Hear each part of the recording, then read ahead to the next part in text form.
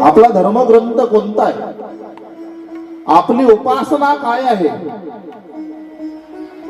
आपली पूजा विधी कोणत्या पद्धतीनं असली पाहिजे हे आपल्या तरुण पिढीला कळलं पाहिजे. खरं म्हणजे आपल्या संस्कृतीचं सिंहावलोकन दुसऱ्या धर्माच्या लोकांनी करायला पाहिजे, पण नाईलाज आहे आमचा की आम्हाला त्यांचं उदाहरण देऊन सांगावं लागतं की आपण मुस्लिम धर्माचे तरुण पोरं पहा. मुस्लिम धर्माचे तरुण पोरं डोक्यात टोपी घालून दर शुक्रवारी मस्जिद मध्ये नमाज पडायला जातात.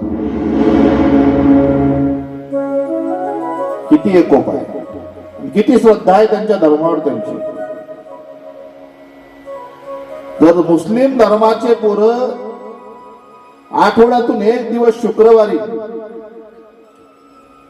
मस्जिद मध्ये नमाज पडायला जातात, तर आपल्या हिंदूच्या मुलांनी ठरवायला पाहिजे किमान आठवड्यातून शनिवारच्या दिवशी तरी हनुमंताच्या मंदिरात एकत्र बसून हनुमान चालीसा वाचायला पाहिजे. काय लाभ आहे त्या गोष्टीची आपल्याला.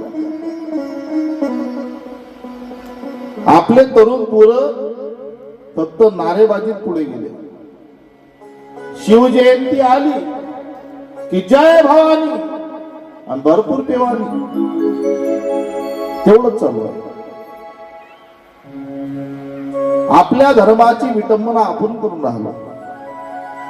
म्हणून आपल्या तरुण पिढीला आपला धर्मग्रंथ कळला पाहिजे, आपल्या ग्रंथाचं सार कळलं पाहिजे, त्या ग्रंथातल्या कथा आपल्या पिढीला कळल्या पाहिजे, की जेणेकरून येणारी पुढची जी तरुण पिढी आहे ती सुसंस्कारित बनते.